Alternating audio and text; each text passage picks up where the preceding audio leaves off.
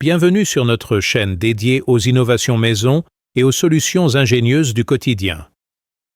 Aujourd'hui, nous vous racontons l'histoire fascinante de Marcel Dubois, retraité français de 67 ans qui, dans son village de Haute-Savoie, a construit un abri souterrain révolutionnaire sous sa maison familiale.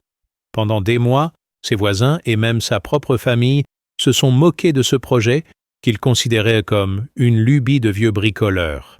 Mais quand l'hiver le plus rigoureux depuis 20 ans s'est abattu sur la région, ils ont découvert le génie de cette construction souterraine. Cette histoire vraie et inspirante nous révèle comment une idée apparemment farfelue peut se transformer en solution parfaite face aux défis climatiques modernes. Marcel nous enseigne que l'innovation naît souvent de l'observation patiente et de la persévérance face au scepticisme d'autrui. N'oubliez pas de vous abonner à notre chaîne pour découvrir d'autres innovations, maisons et astuces de bricolage géniales. Mettez un pouce bleu si cette introduction vous intéresse et laissez-nous un commentaire en nous indiquant de quel pays et de quelle ville vous regardez cette vidéo. Vos témoignages d'innovation personnelle nous passionnent toujours. Préparez-vous à découvrir comment transformer un simple abri souterrain en système révolutionnaire de stockage et de séchage. Paragraphe 1. Marcel Dubois, ancien charpentier de 67 ans habitant le pittoresque village de Saint-Gervais-les-Bains en Haute-Savoie, avait passé sa vie à observer les caprices du climat montagnard et à développer des solutions pratiques pour s'adapter aux rigueurs hivernales de sa région. Lorsqu'il prit sa retraite en 2018, après 40 ans de métier dans le bâtiment, il décida de consacrer son temps libre à un projet personnel qui le taraudait depuis des années. Créer un système de stockage souterrain parfaitement adapté aux conditions climatiques alpines. Cette obsession naquit de sa frustration récurrente de voir son bois de chauffage se détériorer chaque hiver, malgré tous ses efforts pour le protéger des intempéries. Chaque année, c'était le même problème, expliquait Marcel à quiconque voulait bien l'écouter.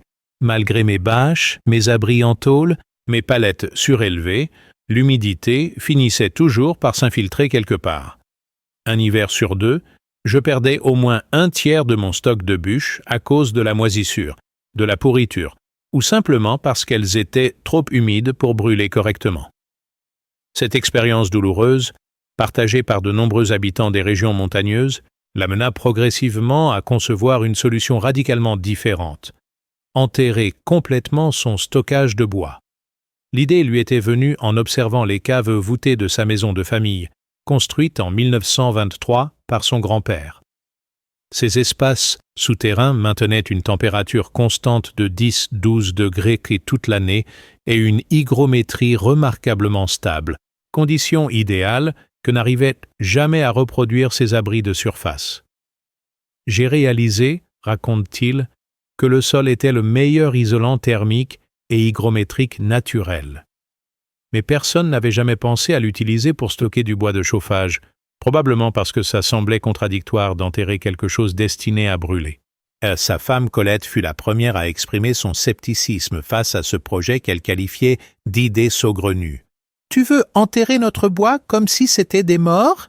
s'exclamait-elle en riant. « Marcel, à ton âge, tu devrais te contenter de jardiner tranquillement au lieu d'inventer des machines à gaz. » Ses enfants, Thomas et Marie, partageaient en l'amusement maternel face aux élucubrations de papa et tentèrent régulièrement de le dissuader d'entreprendre des travaux si conséquents à son âge. Les voisins du hameau des Contamines ne furent pas plus tendres avec ce projet qu'ils trouvaient pour le moins original.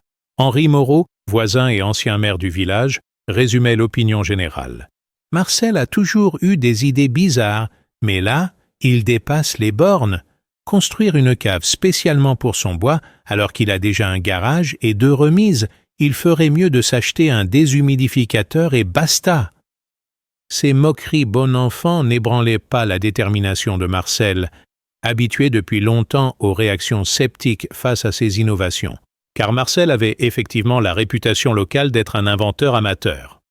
Au fil des ans, il avait développé un système de récupération d'eau de pluie ingénieux, un dispositif de dégivrage automatique pour ses gouttières et même une serre souterraine pour cultiver ses légumes toute l'année.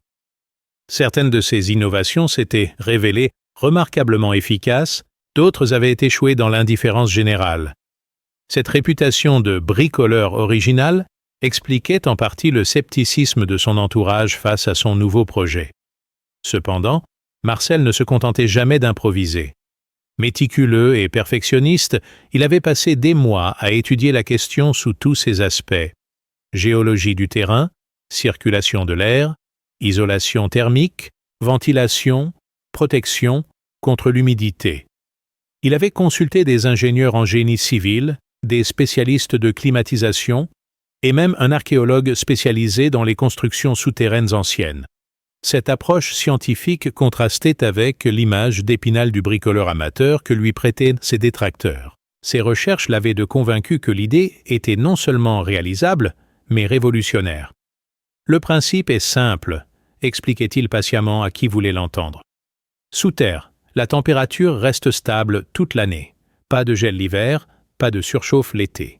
Avec une ventilation contrôlée et une bonne étanchéité, on peut créer un environnement idéal pour le stockage du bois. Sec, frais, à l'abri des intempéries et des variations thermiques. Cette théorie, parfaitement logique sur le papier, restait à valider dans la pratique. Le projet prit forme concrètement à l'automne 2019, quand Marcel obtint enfin le permis de construire pour son local de stockage souterrain, après des mois de négociations avec les services techniques de la mairie. L'administration locale, peu habituée à ce type de demande, avait exigé de nombreuses études et expertises avant de donner son accord. Cette validation officielle redonna confiance à Marcel et lui permit de commencer les travaux de terrassement avant l'hiver. Le chantier débuta en novembre 2019 par le creusement d'une excavation de 6 mètres sur 4,2, 5 mètres de profondeur sous sa terrasse arrière. Marcel avait choisi cet emplacement avec soin, assez proche de la maison pour faciliter l'accès, mais suffisamment éloigné pour éviter tout risque pour les fondations. Le terrain, composé d'argile stable et de roches calcaires, se prêtait parfaitement à ce type de construction souterraine.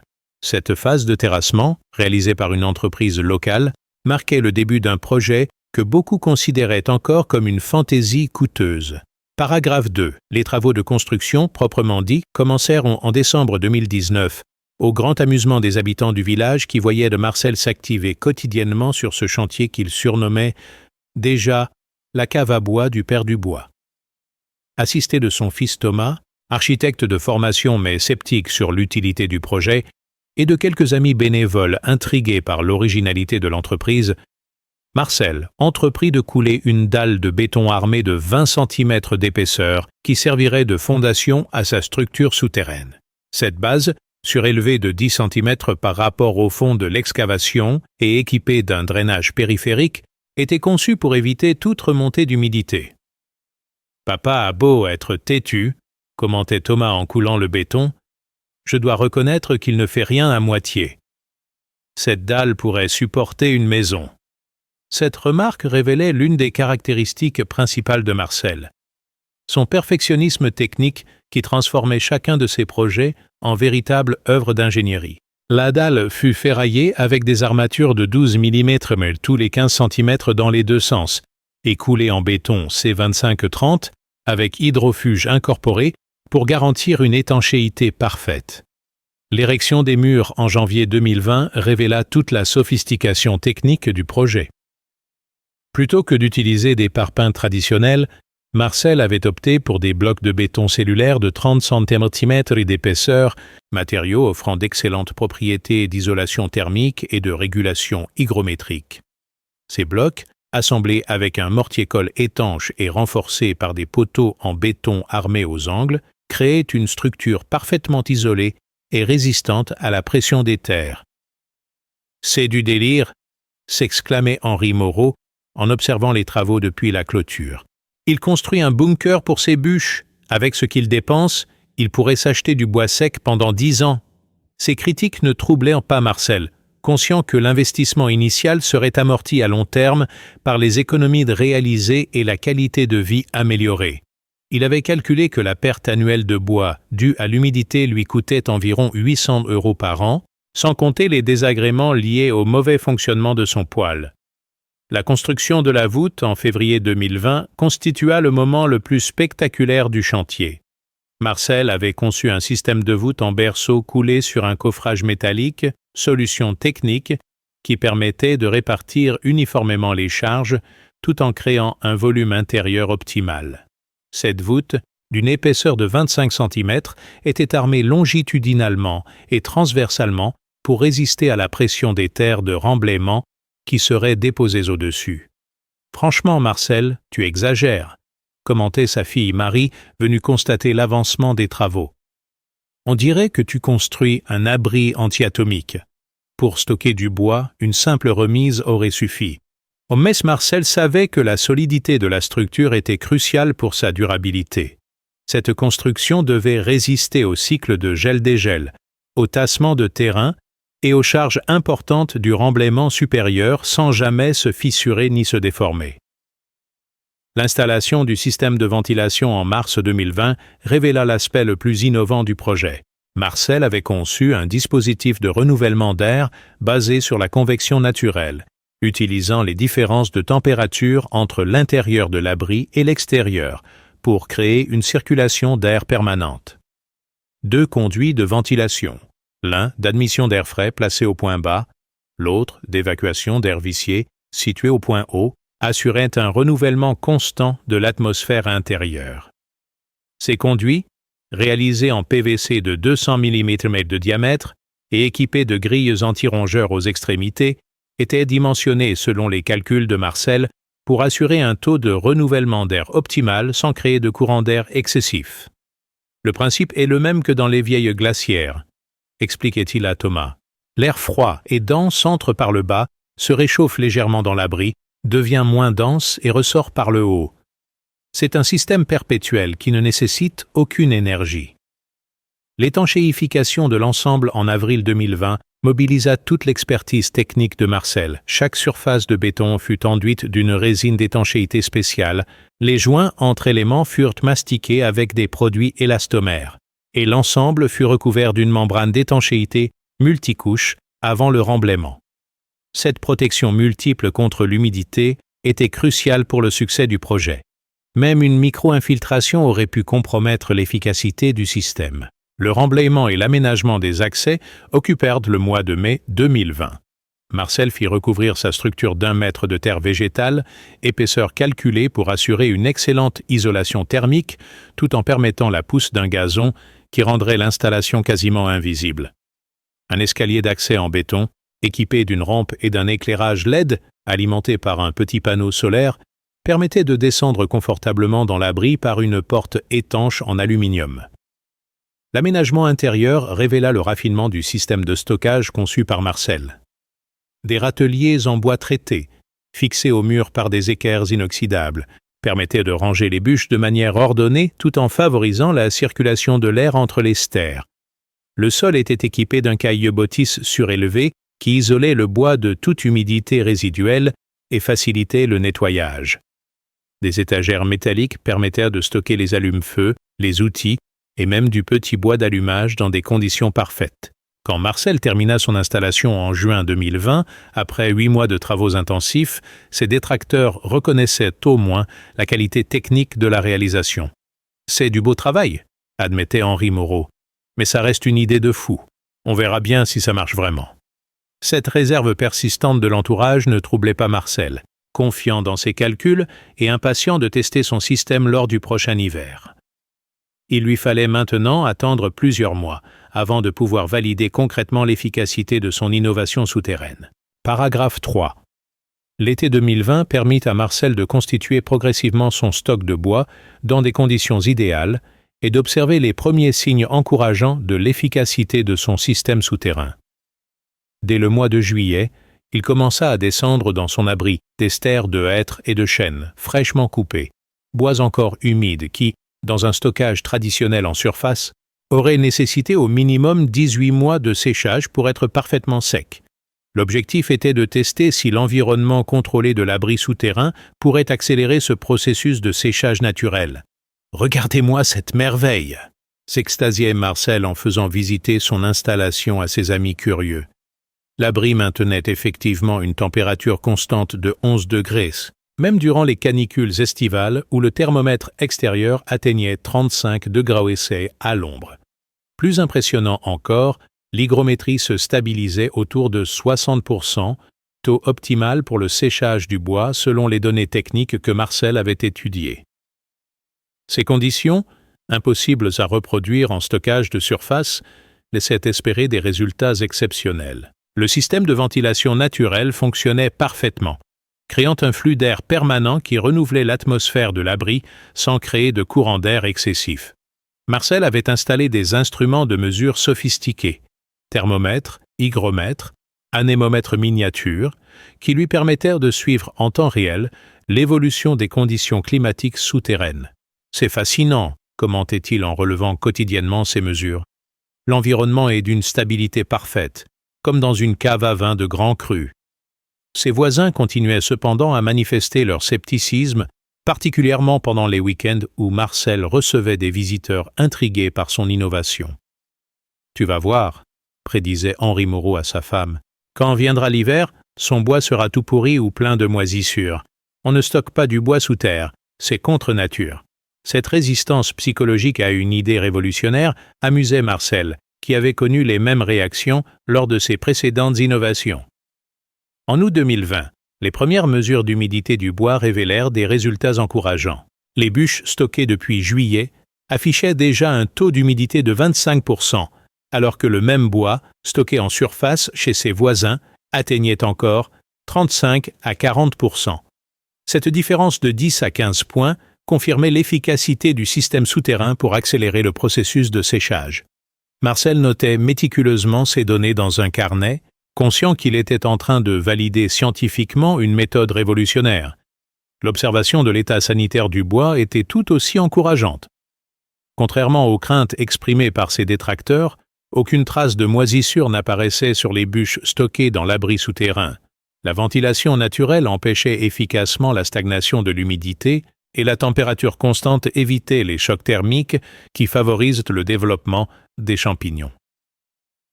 C'est exactement ce que j'espérais, se réjouissait Marcel, en inspectant régulièrement son stock. En septembre, Marcel organisa une démonstration pour convaincre les plus sceptiques de son entourage. Il invita ses voisins à comparer l'humidité du bois stocké dans son abri souterrain avec celle du bois entreposé dans leurs installations traditionnelles. Armé de son humidimètre électronique, il mesura publiquement les taux d'humidité, 22% pour son bois souterrain contre 38% en moyenne pour celui de ses voisins. « Impossible !» s'exclamait Henri Moreau. « Ton appareil doit être déréglé. » Cette démonstration objective commençait néanmoins à faire réfléchir certains villageois. Pierre Lacroix, retraité et grand consommateur de bois pour ses 2 cheminées, reconnaissait « Je dois admettre que les chiffres sont impressionnants. Si ton bois brûle vraiment mieux que le mien cet hiver, je serais peut-être intéressé par ton système. » Cette première conversion illustrait comment l'innovation finit par s'imposer quand les preuves deviennent irréfutables. L'automne 2020 permit d'affiner le système et de préparer le véritable test grandeur nature que constituerait l'hiver à venir. Marcel installa un éclairage LED plus perfectionné dans son abri, alimenté par une batterie rechargée par un petit panneau solaire, ce qui lui permettait de descendre inspecter son stock même durant les longues nuits d'hiver. Il aménagea également un petit atelier souterrain où il pouvait fendre son bois à l'abri des intempéries. En novembre, Marcel reçut la visite d'un journaliste du journal local Le Dauphiné Libéré, alerté par la rumeur de cette installation originale. L'article qui en résulta, titré « Un retraité de Saint-Gervais invente la cave à bois », attira l'attention bien au-delà du village, évalue à Marcel ses premiers courriers d'habitants d'autres régions montagneuses intéressés par son innovation. Cette médiatisation inattendue alimenta les moqueries locales mais confirma l'intérêt objectif de sa réalisation. Décembre 2020 marqua le début de la période cruciale où l'efficacité du système allait être définitivement testée. Les premières chutes de neige et les températures négatives créaient les conditions hivernales typiques de la Haute-Savoie, période durant laquelle ses voisins commençaient traditionnellement à rencontrer leurs problèmes habituels de bois humides et de mauvaise combustion. Marcel, confiant mais prudent, se préparait à allumer son premier feu de l'hiver avec du bois stocké dans des conditions révolutionnaires. L'abri souterrain maintenait ses performances exceptionnelles, même par grand froid extérieur. Tandis que la température extérieure chutait à 15 degrés, l'abri restait stable à 11 degrés, avec une hygrométrie de 58%. Cette régularité parfaite, indépendante des conditions météorologiques, constituait déjà un succès technique remarquable qui dépassait toutes les attentes initiales de Marcel. Le véritable test restait cependant la qualité de combustion de ce bois souterrain dans son poêle à bois. Paragraphe 4. Le premier test de combustion eut lieu le 15 décembre 2020, jour où Marcel alluma son premier feu de l'hiver avec du bois stocké depuis 4 mois seulement dans son abri souterrain. Ce moment, tant attendu, attira plusieurs voisins curieux qui venaient constater par eux-mêmes si cette invention farfelue produirait des résultats concrets. L'enjeu était considérable pour Marcel. Après des mois de travaux et de critiques, il devait prouver que son innovation révolutionnait réellement le stockage du bois de chauffage dans les régions montagneuses. « Regardez bien », déclara Marcel en chargeant son poêle avec des bûches de hêtre sorties directement de son abri souterrain. Ce bois n'a séché que 4 mois, mais dans des conditions parfaites. Normalement, il faudrait au minimum 18 mois pour obtenir la même qualité de séchage en stockage traditionnel. Les bûches, d'une couleur parfaite et sans trace d'humidité visible, contrastaient effectivement avec le bois grisâtre et parfois moisi que ses voisins utilisaient habituellement après 2 ans de séchage approximatif. L'allumage fut spectaculaire. Le bois s'enflamma immédiatement, sans produire la fumée blanche caractéristique du bois humide, et développa rapidement une flamme claire et puissante. « Incroyable, s'exclamait Thomas, fils de Marcel. « Ce bois brûle comme du petit bois d'allumage. Papa, je crois que tu as réussi ton coup. » Cette combustion parfaite, visible et audible, constituait la preuve irréfutable que le système souterrain produisait un bois de qualité exceptionnelle. Henri Moreau, témoin de cette démonstration, restait bouche bée devant l'évidence. Son propre bois, stocké depuis 2 ans sous un abri traditionnel, produisait toujours de la fumée et mettait plusieurs minutes à développer une flamme correcte. « Je ne comprends pas », murmurait-il. « Comment du bois si récent peut être si sec? Il y a sûrement un truc que nous ne voyons pas. » Cette réaction révélait la difficulté psychologique d'accepter qu'une méthode révolutionnaire puisse surpasser des pratiques ancestrales. L'efficacité énergétique du bois souterrain dépassait toutes les espérances. Marcel mesura que son poêle atteignait sa température optimale en 15 minutes au lieu des 40 minutes habituelles et maintenait cette température plus longtemps avec la même quantité de bois. Cette performance supérieure s'expliquait par le taux d'humidité exceptionnel du bois, moins de 20%, qui permettait une combustion complète et une production calorifique maximale. Les semaines suivantes confirmèrent ces excellents résultats. Contrairement aux hivers précédents, où Marcel devait régulièrement nettoyer son conduit de cheminée encrassé par les dépôts de suie dus aux bois humides, son installation restait parfaitement propre. La combustion optimale du bois sec ne produisait que très peu de résidus, ce qui améliorait considérablement l'entretien de son système de chauffage et réduisait les risques d'incendie de conduit. « C'est un autre monde !» s'exclamait Marcel en montrant à ses visiteurs l'intérieur de son poêle après plusieurs semaines d'utilisation. « Regardez comme c'est propre. Avant, j'avais des dépôts noirs partout. Maintenant, c'est quasiment comme neuf. » Cette propreté exceptionnelle, résultat direct de la combustion parfaite du bois parfaitement sec, constituait un avantage secondaire, mais appréciable, de son innovation. La consommation de bois révélait également des économies substantielles. Marcel constata qu'il utilisait environ 30% moins de bois pour obtenir le même confort de chauffage, grâce à la qualité supérieure de combustion de son bois souterrain. Cette réduction de consommation compensait largement l'investissement initial dans la construction de l'abri et permettait d'envisager un retour sur investissement en moins de 5 ans. En janvier 2021, lors d'une vague de froid exceptionnelle où les températures chutèrent à 20 degrés Celsius pendant une semaine, l'abri souterrain révéla un autre avantage crucial, l'accessibilité permanente du stock de bois. Tandis que ses voisins peinaient à extraire leurs bûches de remise gelées ou ensevelies sous la neige, Marcel descendait confortablement dans son abri chauffé pour se servir en bois sec et parfaitement accessible. « C'est le luxe absolu !» commentait-il en remontant les bras chargés de bûches parfaites. « Fini les expéditions dans la neige pour aller chercher du bois gelé Et regardez comme il est sec, même par cette humidité glaciale. Cette facilité d'accès par tout temps constituait un confort d'utilisation que n'avaient jamais envisagé les concepteurs d'abris traditionnels. La qualité de l'air intérieur de sa maison s'améliorait également de façon notable. L'absence de fumée et de mauvaises odeurs liées à la combustion de bois humide créait un environnement domestique plus sain et plus agréable. Sa femme Colette, initialement sceptique, reconnaissait maintenant « Je dois admettre que c'est plus agréable. Avant, l'odeur de fumée imprégnait tous nos vêtements. Maintenant, on respire vraiment mieux dans la maison. » Février 2021 apporta la consécration médiatique de l'innovation de Marcel.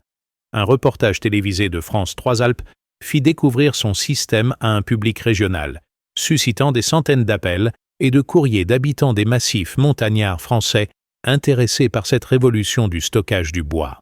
Marcel se retrouvait propulsé malgré lui au rang d'inventeur reconnu, lui qui ne cherchait initialement qu'à résoudre son problème personnel de bois humide. Cette médiatisation déclencha également l'intérêt de professionnels du secteur, des fabricants d'abris de jardin, des entreprises de construction spécialisées et même des architectes contactèrent Marcel pour étudier la possibilité de commercialiser son concept.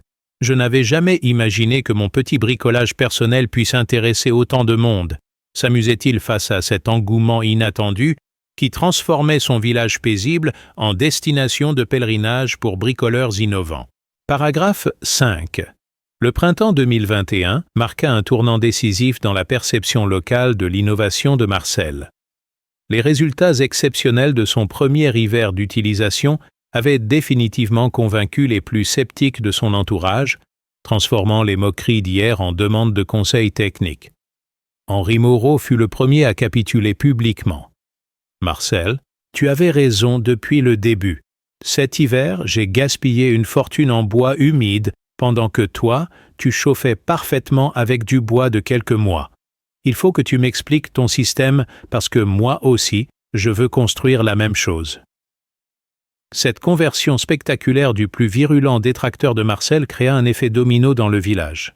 Pierre Lacroix, Paul Bertrand et même le maire actuel Jean-Claude Favre vinrent tour à tour solliciter les conseils de Marcel pour adapter son concept à leurs propres besoins. « C'est amusant », commentait Marcel avec malice. « Il y a 6 mois, ils me prenaient pour un fou, et maintenant, ils font la queue pour visiter mon bunker à bois. » Cette reconnaissance tardive mais totale validait définitivement son approche révolutionnaire. Cependant, Marcel découvrait que reproduire son système n'était pas si simple qu'il y paraissait. Chaque terrain présentait des contraintes spécifiques. Nature du sol, pente, orientation, proximité des habitations, qui nécessitaient des adaptations techniques complexes. Mon cas était idéal, expliquait-il aux nombreux visiteurs, terrain stable, exposition favorable, pente naturelle pour l'évacuation des eaux. Tout reproduire à l'identique n'est pas toujours possible ou souhaitable. Cette complexité d'adaptation poussa Marcel à développer plusieurs variantes de son concept original. Pour les terrains en pente, il conçut un système d'abri semi-enterré qui exploitait la déclivité naturelle. Pour les sols rocheux, il imagina une version hors sol mais parfaitement isolée qui reproduisait les conditions thermiques de l'enterrement. Pour les petits budgets, il élabora une version simplifiée mais efficace utilisant des matériaux de récupération. L'important, précisait Marcel lors de ses nombreuses conférences improvisées, ce n'est pas de copier exactement mon installation, mais de comprendre les principes. Stabilité thermique, ventilation contrôlée, protection contre l'humidité et facilité d'accès. Ces 4 piliers peuvent être déclinés de 1000 façons selon les contraintes de chacun. C'est ça. Cette approche pédagogique révélait son souci de partager ses connaissances plutôt que de garder jalousement ses secrets. L'été 2021 transforma le garage de Marcel en véritable bureau d'études où défilaient les candidats à la construction d'abris souterrains. Armé de ses carnets de mesures, de ses plans annotés et de ses photographies d'évolution du chantier, il conseillait bénévolement tous ceux qui souhaitaient s'inspirer de son expérience. « À mon âge, philosophait-il, partager mes connaissances me fait plus plaisir que de les garder pour moi. » Sa réputation dépassait maintenant largement les frontières du village et même du département. Des habitants des Vosges, du Jura, des Pyrénées et même de Suisse ou de Belgique firent le déplacement pour étudier son installation. Marcel avait constitué un dossier technique complet avec plans, photos et relevés de mesures qu'il remettait gratuitement aux visiteurs intéressés. Cette générosité technique contrastait avec l'attitude habituelle des inventeurs jaloux de leurs secrets. L'automne 2021 apporta une nouvelle dimension à son projet avec la création d'un site Internet géré par son fils Thomas. Ce site, baptisé « L'abri bois souterrain », centralisait toute la documentation technique de Marcel et permettait aux réalisateurs de partager leurs propres expériences. En quelques semaines, une véritable communauté d'utilisateurs se constitua, échangeant conseils, modifications et améliorations du concept original. « C'est fascinant », observait Thomas en gérant les échanges sur le forum. « Papa a créé sans le vouloir un mouvement d'innovation participative. Chaque réalisation apporte des améliorations qui profitent à tous les autres. » Cette dynamique collective dépassait largement les espérances de Marcel, qui découvrait les possibilités infinies de son concept initial. La deuxième saison de Chauffe, hiver 2021-2022, confirma brillamment les performances de l'abri souterrain. Marcel affina encore son système en installant un ventilateur solaire d'extraction qui améliorait la circulation d'air pendant les périodes anticycloniques. Cette innovation secondaire, suggérée par un utilisateur du forum, démontrait la richesse du concept et ses possibilités d'évolution permanente. Les économies réalisées devenaient substantielles. Marcel calcula qu'en 2 saisons de chauffe, il avait économisé plus de 1 500 € en bois et frais d'entretien, ce qui représentait déjà un tiers de l'amortissement de son investissement initial. À ce rythme, se réjouissait-il, mon installation sera rentabilisée en moins de 4 ans, et après, ce seront des économies nettes pendant des décennies. Cette rentabilité économique, ajoutée au confort d'utilisation et aux performances écologiques du système, contribuait à accélérer sa diffusion. De nombreux constructeurs professionnels commençaient à proposer des versions commerciales de l'abri souterrain adaptées aux contraintes et budgets de leurs clients. Marcel voyait avec satisfaction son idée personnelle se transformer en véritable solution industrielle. L'hiver 2021-2022 fut particulièrement rigoureux, avec des températures exceptionnellement basses et des chutes de neige records. Ces conditions extrêmes permirent de valider définitivement les performances du système dans les situations les plus difficiles. Tandis que plusieurs de ses voisins manquaient de bois sec ou rencontraient des problèmes d'approvisionnement, Marcel maintenait un confort parfait grâce à son stock souterrain parfaitement protégé et accessible en toutes circonstances. Paragraphe 6. L'hiver 2021-2022 révéla un aspect inattendu du système de Marcel qui allait encore renforcer sa réputation d'inventeur visionnaire. Durant la tempête de neige historique de janvier 2022, qui paralysa la région pendant 1 semaine entière, son abri souterrain se comporta comme un véritable coffre-fort énergétique qui permit à sa famille de maintenir un confort parfait alors que de nombreux voisins souffraient de pénurie de combustible et de coupures de courant prolongées. Cette situation exceptionnelle transforma l'innovation de Marcel en véritable bouée de sauvetage pour sa communauté. « Regardez cette situation », commentait Marcel en observant par sa fenêtre les toits du village ensevelis sous 2 mètres de neige. « Mes voisins ne peuvent plus accéder à leurs réserves de bois. Les livraisons sont impossibles et certains commencent déjà à rationner leur chauffage. Moi, je descends tranquillement dans mon abri qui est parfaitement accessible et protégé, et je remonte avec du bois sec de qualité exceptionnelle. » Cette autonomie énergétique révélait une dimension stratégique que Marcel n'avait pas initialement envisagée. La tempête dura 7 jours, bloquant toutes les routes d'accès au village et rendant impossible tout approvisionnement extérieur. Les habitants qui dépendaient des livraisons de fioul, de gaz ou même de bois sec se retrouvaient progressivement en difficulté de chauffage. Marcel, conscient de la détresse de ses voisins, proposa spontanément de partager une partie de son stock souterrain avec les familles les plus vulnérables. Geste de solidarité qui acheva de le réconcilier définitivement avec ses anciens détracteurs. « Marcel nous a sauvé la mise », témoignait Henri Moreau en acceptant reconnaissance 3 stères de bois parfaitement secs. Sans son aide, nous aurions eu vraiment froid dans notre grande maison mal isolée. Cet abri souterrain n'est pas seulement une innovation technique, c'est aussi un facteur de sécurité énergétique pour toute la communauté. Mais cette dimension sociale inattendue ajoutait une valeur humaine considérable à l'invention purement technique de Marcel. L'événement attira l'attention des médias nationaux qui découvrirent dans cette histoire l'illustration parfaite des enjeux contemporains d'autonomie énergétique et de résilience face aux événements climatiques extrêmes. Un reportage de France 2 au journal de 20 heures présenta Marcel comme l'inventeur de la sécurité énergétique domestique, titre qui l'amusa autant qu'il l'embarrassa. « Je voulais juste avoir du bois sec pour mon poêle », répétait-il. Je n'avais pas l'ambition de révolutionner la stratégie énergétique française. Cette médiatisation nationale déclencha un afflux de demandes qui dépassait largement la capacité de réponse de Marcel. Son téléphone sonnait en permanence, sa boîte aux lettres débordait de courriers, et des visiteurs venus de toute la France se présentaient à sa porte pour étudier son installation. « C'est devenu ingérable », se plaignait gentiment Colette. « Nous n'avons plus une minute de tranquillité.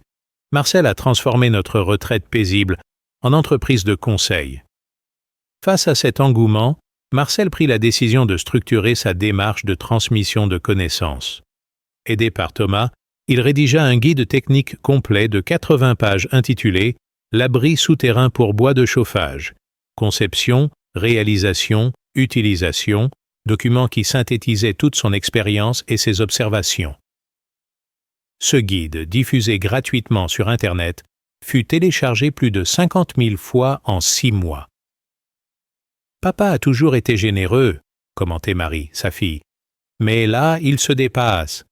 Il passe ses journées à répondre aux questions techniques, à corriger les plans des gens, à les conseiller par téléphone. Il a transformé sa retraite en service public de l'innovation. » Cette bienveillance de Marcel envers tous ceux qui souhaitaient reproduire son concept illustrait son caractère profondément altruiste.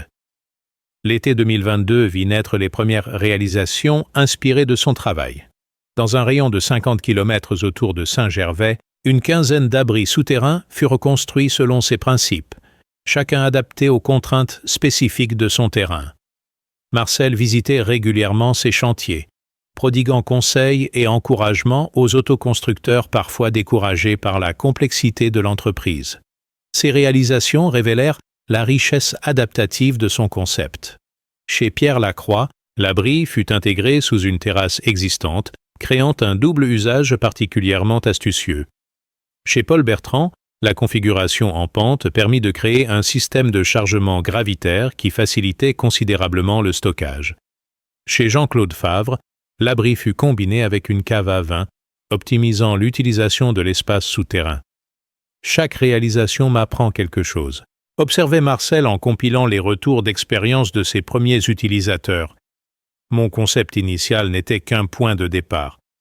Les adaptations de mes disciples l'enrichissent constamment et ouvrent des possibilités que je n'avais pas imaginées. Cette humilité face aux améliorations apportées par d'autres révélait sa véritable grandeur d'inventeur. L'automne 2022 marqua une nouvelle étape avec la création d'une association, les Abris souterrains de France, présidée par Marcel et regroupant tous les réalisateurs et candidats à la construction.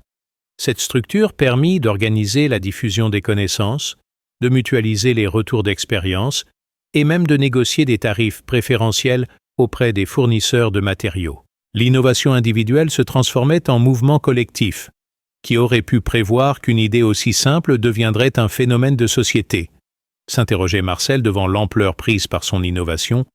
J'ai l'impression d'avoir ouvert une boîte de Pandore. Mais c'est une bonne boîte, qui améliore le quotidien des gens et leur donne plus d'autonomie énergétique. Cette satisfaction de voir son travail bénéficier à une communauté grandissante constituait la plus belle récompense de ses efforts. Paragraphe 7. L'hiver 2022-2023 consacra définitivement l'abri souterrain de Marcel comme référence absolue en matière de stockage optimal du bois de chauffage. 3 années d'utilisation intensive avaient permis de valider tous les aspects du système et de l'améliorer continuellement grâce au retour d'expérience d'une communauté d'utilisateurs désormais forte de plus de 200 réalisations à travers la France, la Suisse et la Belgique. Cette troisième saison de chauffe apporta la preuve ultime que l'innovation de Marcel ne relevait pas du simple bricolage astucieux, mais constituait une véritable révolution technique dans le domaine du chauffage au bois domestique. Les performances du système atteignaient désormais une perfection technique remarquable. Marcel avait affiné son installation en ajoutant un système de surveillance connecté qui lui permettait de contrôler à distance température, hygrométrie et renouvellement d'air de son abri souterrain. C'est devenu un laboratoire high-tech, plaisantait-il en montrant sur son smartphone les courbes de température parfaitement stables, malgré les 25 degrés Celsius extérieurs. J'ai des données plus précises sur mon stock de bois que certains industriels sur leurs entrepôts. Cette technicité croissante n'altérait en rien la simplicité d'utilisation du système. Au contraire, l'expérience accumulée avait permis d'optimiser chaque détail pour maximiser le confort d'usage. L'éclairage LED alimenté par panneaux solaires s'allumait automatiquement à l'ouverture de la porte. Les râteliers de stockage étaient dimensionnés pour optimiser la prise en main des bûches, et même un petit établi intégré permettait de refendre le bois directement dans l'abri par mauvais temps. C'est le luxe absolu pour un utilisateur de bois de chauffage, commentait Henri Moreau en visitant une fois de plus l'installation de son voisin, descendre dans un espace chauffé, éclairé, parfaitement sec, et remonter avec du bois de qualité optimale en quelques minutes. Comparé aux expéditions héroïques que je faisais avant dans ma remise gelée et humide, c'est une autre époque. Mais cette reconnaissance de son plus ancien détracteur confirmait l'excellence du concept. L'impact économique devenait considérable après 3 années d'utilisation. Marcel avait calculé précisément ses économies. 2 400 € de bois économisés grâce à la réduction de consommation, 800 € d'économie sur l'entretien de son installation de chauffage grâce à la combustion parfaite du bois sec et même 300 € économisés en frais médicaux grâce à l'amélioration de la qualité de l'air intérieur. Au total, 3 500 € d'économie qui avaient déjà amorti les 2/3 de l'investissement initial. À ce rythme, calculait-il avec satisfaction, mon abri sera entièrement rentabilisé avant la fin de sa 5e année d'utilisation. Ensuite, ce seront des économies nettes pendant au moins 30 ans, durée de vie prévisible de la structure. Cette rentabilité exceptionnelle, ajoutée au confort d'usage incomparable, expliquait l'engouement croissant pour son innovation. La notoriété de Marcel dépassait maintenant le cadre national. Des délégations techniques venues du Québec, de Scandinavie et même du Japon firent le déplacement pour étudier son système et évaluer son adaptabilité à leurs propres conditions climatiques. C'est surréaliste, s'amusait Marcel en accueillant une équipe d'ingénieurs japonais. Mon petit bricolage personnel intéresse maintenant des professionnels du monde entier. Je me demande parfois si je ne rêve pas. Maïka, cette reconnaissance internationale s'accompagnait de propositions commerciales considérables. Plusieurs fabricants européens de solutions de chauffage proposaient à Marcel des partenariats pour industrialiser et commercialiser son concept. Certaines offres atteignaient des montants à 6 chiffres, perspectives financières qui ne laissaient pas Marcel indifférent à son âge. C'est tentant, admettait-il. Mais je préfère continuer à diffuser librement mes connaissances plutôt que de les vendre à un industriel qui les réservera aux clients fortunés. Cette philosophie du partage gratuit du savoir illustrait parfaitement la personnalité de Marcel. Homme simple qui avait toujours privilégié l'utilité sociale de ses innovations sur leur rentabilité commerciale. Son guide technique, enrichi des retours d'expérience de centaines d'utilisateurs, était devenu une référence de 150 pages téléchargées dans le monde entier et traduite en 8 langues par des bénévoles enthousiastes. L'association Les Abris Souterrains de France, qu'il présidait, regroupait maintenant plus de 800 membres actifs qui échangeaient quotidiennement conseils techniques, photos de réalisation et amélioration du concept original. Cette communauté d'innovation participative générait un flux permanent d'idées nouvelles qui enrichissaient constamment le concept initial de Marcel. C'est fantastique de voir comment une idée simple peut fédérer autant de gens créatifs, observait Marcel en parcourant les échanges du forum de l'association.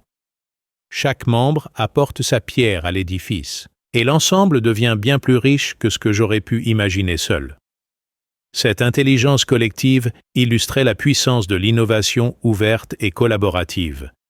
L'hiver 2022-2023 fut marqué par une nouvelle reconnaissance officielle. Marcel reçut le prix de l'innovation écologique décerné par l'ADEME, Agence de l'environnement et de la maîtrise de l'énergie, pour sa contribution à l'amélioration de l'efficacité énergétique du chauffage domestique au bois. Cette distinction nationale consacrait officiellement une innovation née dans le garage d'un retraité bricoleur.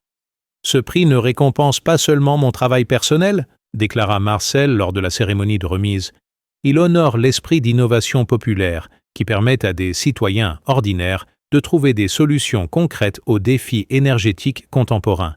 Mon abri souterrain prouve qu'on n'a pas besoin d'être ingénieur dans une grande entreprise pour contribuer utilement à la transition écologique. » Cette humilité et cette vision sociale de l'innovation touchèrent profondément l'assistance. Paragraphe 8. Le printemps 2023 marqua un tournant décisif dans l'évolution du projet de Marcel avec l'émergence d'une véritable filière économique autour de son innovation. Plusieurs entreprises artisanales spécialisées dans la construction d'abris souterrains virent le jour dans diverses régions françaises, créant de l'emploi local et démocratisant l'accès à cette technologie révolutionnaire. Ces entreprises, souvent créées par d'anciens autoconstructeurs formés par Marcel, appliquaient fidèlement ces principes, tout en les adaptant aux spécificités régionales et aux contraintes budgétaires de leurs clients. « C'est exactement ce que j'espérais », se réjouissait Marcel, en visitant l'atelier de Abrisol Savoie, première entreprise commerciale spécialisée créée par Pierre Lacroix, son voisin converti. Voir mon concept se professionnaliser et créer de l'activité économique locale, c'est la plus belle récompense de mes efforts. Pierre propose maintenant des abris souterrains, clés en main pour 8 000 €. C'est accessible à beaucoup de familles. Cette démocratisation de l'innovation confirmait sa viabilité économique et sociale. Ces entreprises spécialisées développaient des variantes du concept original particulièrement ingénieuses. Certaines proposaient des abris modulaires en béton préfabriqué qui divisaient par 2 les délais de construction. D'autres innovaient avec des systèmes de ventilation assistés par pompes à chaleur géothermique qui optimisaient encore le séchage du bois. Les plus créatives intégrèrent l'abri souterrain dans des aménagements paysagers qui le rendaient totalement invisible. Marcel suivait avec passion ces évolutions commerciales de son concept. Il avait établi une charte technique que les entreprises partenaires s'engageaient à respecter pour garantir l'efficacité de leur réalisation. Cette charte, élaborée collectivement avec les membres les plus expérimentés de son association, définissait les standards minimums de performance que devait atteindre tout abri souterrain digne de ce nom. « Mon rôle maintenant, » expliquait Marcel, c'est de veiller à ce que la commercialisation ne dénature pas le concept original. Je veux que tous les clients obtiennent les mêmes performances exceptionnelles que moi. Pas des versions dégradées, vendues moins chères mais moins efficaces. Cette exigence qualité illustrait son souci de préserver l'intégrité de son innovation malgré sa diffusion commerciale. L'été 2023 fut marqué par l'organisation du premier salon de l'abri souterrain à Annecy, événement qui rassembla plus de 3000 visiteurs venus découvrir les dernières innovations dans ce domaine émergent. Marcel, invité d'honneur de cette manifestation, put constater l'extraordinaire diversification de son concept initial. Abri pour granulés de bois, stockage de produits agricoles, cave à vin naturel, atelier souterrain et même refuge d'urgence. C'est incroyable de voir toutes ces applications que je n'avais jamais envisagées, s'émerveillait Marcel en parcourant les stands du salon. Mon idée de base était simple, garder mon bois au sec. Elle a inspiré tout un écosystème d'innovation souterraine. C'est la preuve qu'une bonne idée n'a pas de limite d'application. Cette fécondité créative de son concept original le remplissait de fierté et d'émerveillement. Le salon révéla également l'intérêt croissant des collectivités territoriales pour les applications collectives de l'abri souterrain. Plusieurs communes montagnardes étudiaient la construction d'abris souterrains communautaires pour sécuriser l'approvisionnement en bois de leurs habitants isolés. D'autres envisageaient d'intégrer des abris souterrains dans leurs programmes de logements sociaux pour réduire les charges de chauffage des locataires. Voir mon innovation contribuer aux politiques publiques locales me touche énormément. commentait Marcel en rencontrant les élus présents au salon.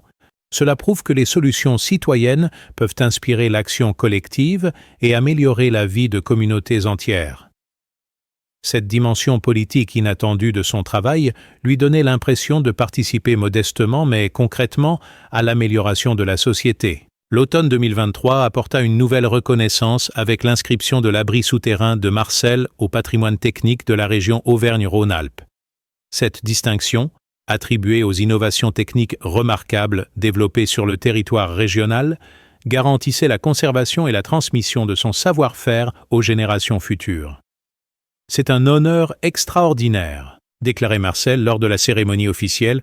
Voir mon petit bricolage personnel reconnu comme patrimoine technique régional dépasse tous mes rêves. Cela signifie que mon travail ne disparaîtra pas avec moi et continuera à inspirer d'autres innovateurs.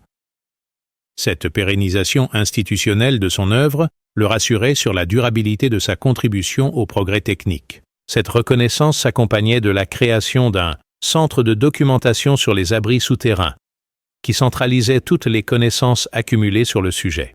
Marcel fit don de tous ses documents techniques, plans, relevés de mesures et correspondances à ce centre qui devenait la référence mondiale en matière de stockage souterrain pour particuliers.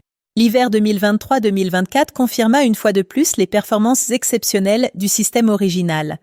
Après 4 années d'utilisation intensive, l'abri de Marcel fonctionnait avec la régularité d'une horloge, maintenant ses conditions optimales quelles que soient les conditions extérieures. Cette fiabilité remarquable validait définitivement la conception technique et rassurait tous ceux qui hésitaient encore à investir dans cette innovation.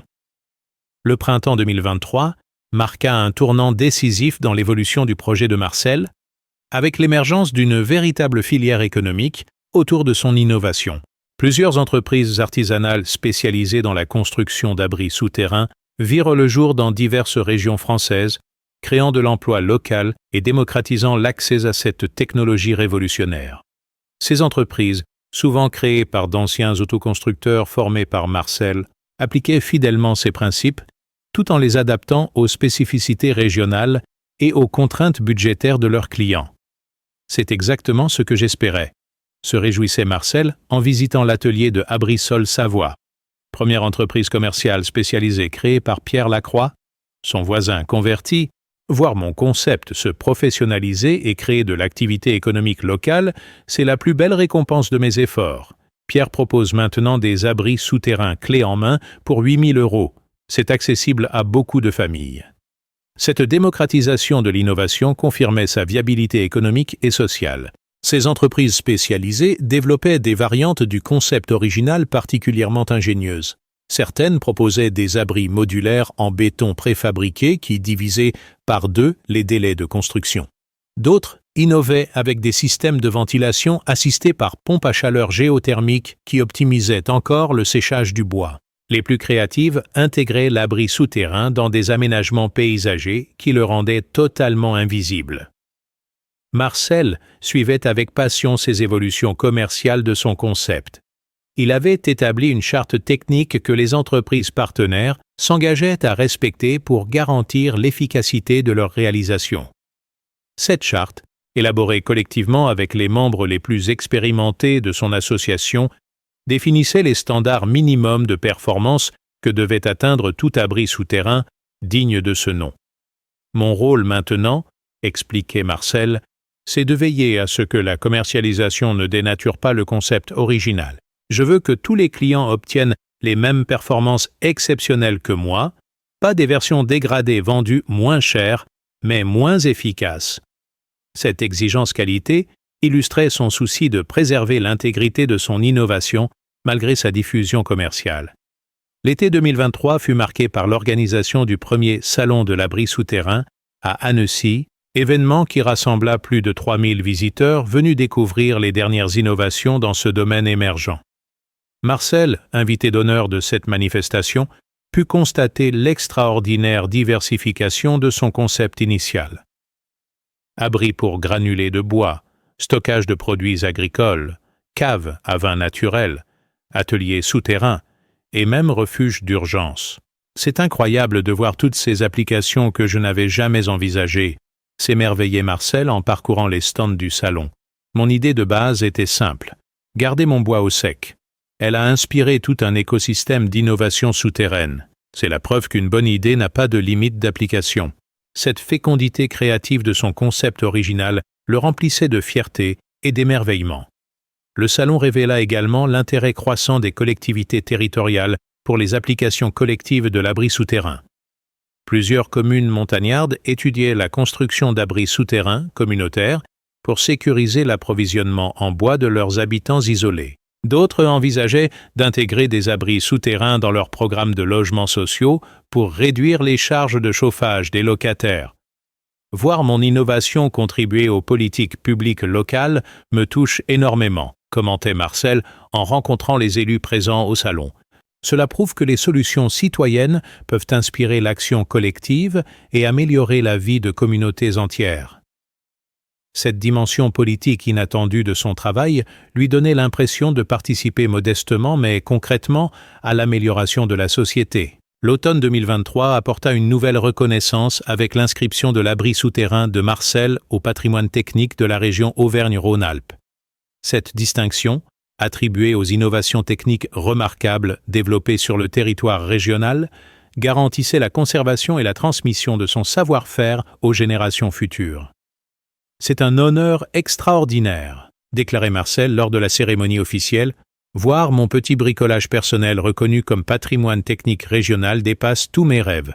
Cela signifie que mon travail ne disparaîtra pas avec moi et continuera à inspirer d'autres innovateurs. Cette pérennisation institutionnelle de son œuvre le rassurait sur la durabilité de sa contribution au progrès technique. Cette reconnaissance s'accompagnait de la création d'un centre de documentation sur les abris souterrains, qui centralisait toutes les connaissances accumulées sur le sujet.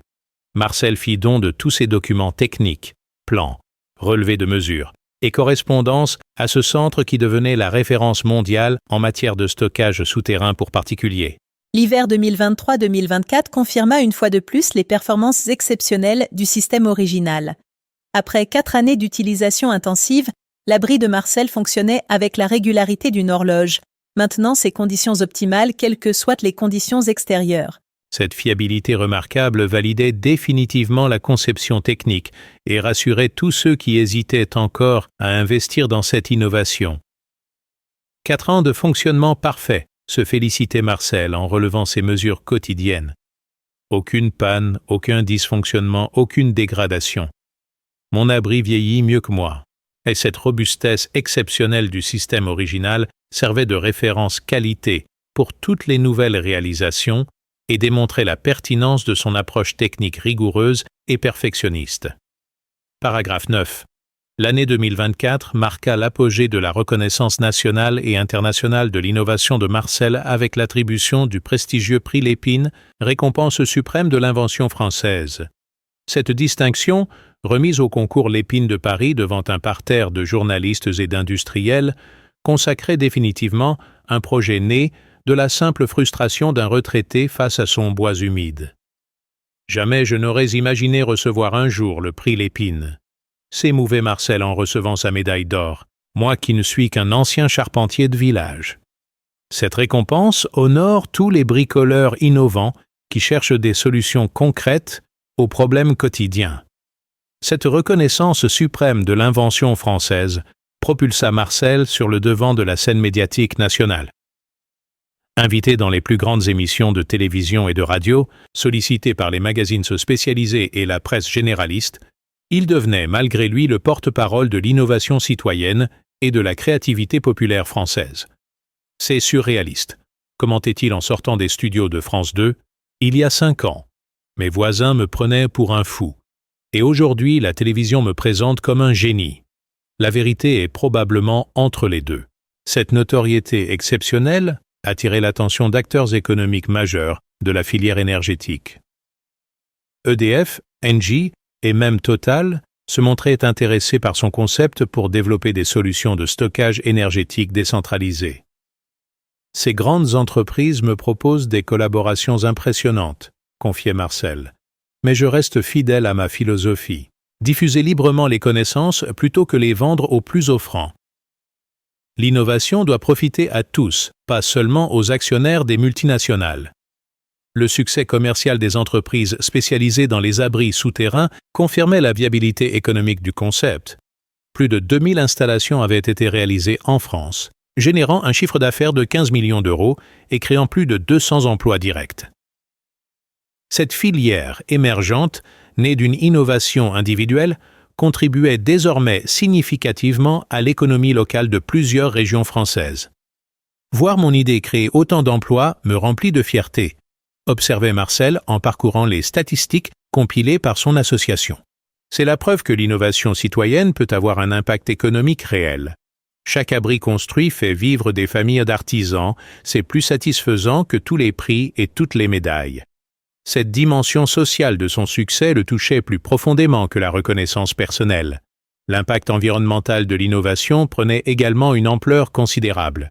Une étude commandée par l'ADEME révéla que les abris souterrains permettaient de réduire de 30% la consommation de bois de chauffage grâce à l'amélioration du séchage, soit une économie de 15 000 tonnes de bois par an pour les 2000 installations existantes. Cette contribution à la réduction de la pression sur les forêts françaises ajoutait une dimension écologique importante aux bénéfices énergétiques. Mon petit projet personnel contribue maintenant à la protection des forêts françaises, se réjouissait Marcel. C'est un effet de bord que je n'avais jamais envisagé, mais qui me fait énormément plaisir. Prouver qu'on peut se chauffer mieux en consommant moins de bois, c'est exactement ce dont notre planète a besoin. Cette conscience écologique tardive mais sincère enrichissait sa motivation à continuer de promouvoir son innovation. L'internationalisation du concept s'accélérait également. Des délégations techniques du Canada, de Norvège, de Finlande et même de Russie venaient étudier l'adaptation de l'abri souterrain aux conditions climatiques extrêmes de leur pays. Ces échanges internationaux enrichissaient constamment le concept original par l'apport d'innovations complémentaires adaptées aux spécificités locales. C'est passionnant de voir comment chaque pays adapte mon idée à ses contraintes, observait Marcel en étudiant les photos d'abris souterrains construits en Sibérie. Les Russes ont développé un système de chauffage géothermique intégré qui maintient l'abri hors gel même par 40 degrés. Mon concept de base devient un laboratoire d'innovation internationale. Cette fertilité créative mondiale de son idée le remplissait d'orgueil et de curiosité. L'été 2024 vit naître un projet particulièrement ambitieux. La construction d'un village démonstratif des abris souterrains près d'Annecy, financé par la région Auvergne-Rhône-Alpes et l'Union européenne dans le cadre de ses programmes d'innovation énergétique. Ce site, confié à la direction scientifique de Marcel, présentait tous les types d'abris souterrains développés depuis le concept original. Stockage de bois, granulés, produits agricoles, caves à vin, ateliers, refuges. Ce village sera la vitrine mondiale de l'innovation souterraine française, expliquait Marcel en présentant le projet aux investisseurs. Il permettra aux professionnels, aux particuliers et aux étudiants de découvrir concrètement toutes les applications de cette technologie. C'est l'aboutissement de mon travail, transformer une idée individuelle en patrimoine collectif. Cette institutionnalisation de son innovation lui donnait l'impression d'avoir accompli une œuvre durable. L'approche de ses 70 ans amenait Marcel à réfléchir à la transmission de son savoir-faire et à la pérennisation de son action.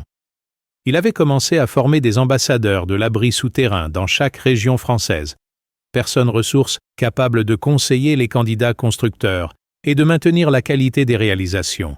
Cette démultiplication de ses compétences garantissait la diffusion durable de son innovation, même après son retraite éventuelle. À mon âge, je pense à l'héritage que je vais laisser, philosophait Marcel, avoir transformé une frustration personnelle en mouvement national d'innovation énergétique, c'est plus que ce dont je pouvais rêver.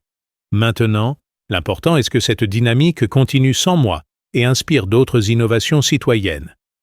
Cette vision généreuse de la transmission illustrait parfaitement sa personnalité désintéressée et tournée vers l'intérêt général. Paragraphe 10, l'automne 2024, apporta l'ultime consécration de l'œuvre de Marcel avec l'annonce de l'intégration de son abri souterrain dans les programmes officiels d'enseignement technique français. Le ministère de l'Éducation nationale décida d'inclure l'étude de son innovation dans les cursus de CAP, BTS, et école d'ingénieurs spécialisée en énergétique et construction durable.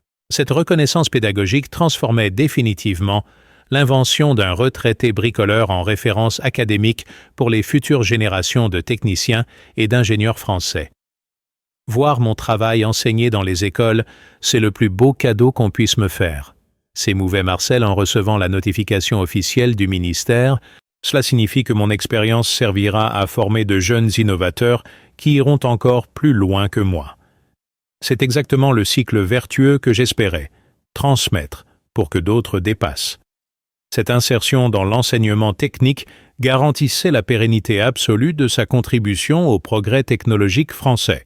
Les premières thèses de doctorat consacrées à l'optimisation des abris souterrains virent le jour dans plusieurs universités françaises et européennes. Ces travaux de recherche académique, dirigés par des professeurs d'ingénierie thermique et de construction durable, approfondissaient scientifiquement tous les aspects du concept de Marcel pour en extraire des principes généralisables à d'autres applications. L'innovation empirique du bricoleur autodidacte était ainsi validée et enrichie par la recherche fondamentale. C'est fascinant de voir des docteurs en physique étudier mes petits bricolages, s'amusait Marcel en parcourant la thèse de Camille Dubois, aucun lien de parenté, sur l'optimisation thermodynamique des systèmes de stockage souterrain passifs. Il trouve des explications scientifiques à des choix que j'avais faits par intuition. C'est la preuve qu'expérience pratique et science théorique se complètent parfaitement. Cette scientifisation de son innovation ouvrait des perspectives d'application qu'il n'avait jamais envisagées. Les chercheurs développèrent des modèles mathématiques permettant d'adapter automatiquement les dimensions et caractéristiques de l'abri souterrain aux contraintes climatiques et géologiques de n'importe quel site. Ces outils de conception assistés par ordinateur démocratisaient encore davantage l'accès à la technologie. L'impact économique global de l'innovation atteignait maintenant des proportions considérables.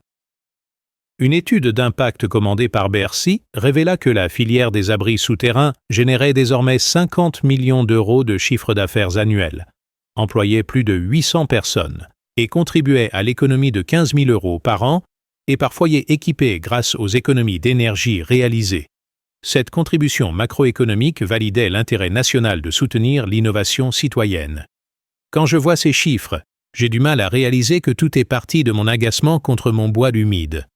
Réfléchissait Marcel. Une simple frustration personnelle qui se transforme en secteur économique national, c'est la magie de l'innovation.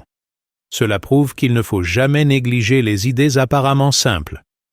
Cette prise de conscience de l'ampleur de son impact le remplissait d'une fierté mêlée d'incrédulité.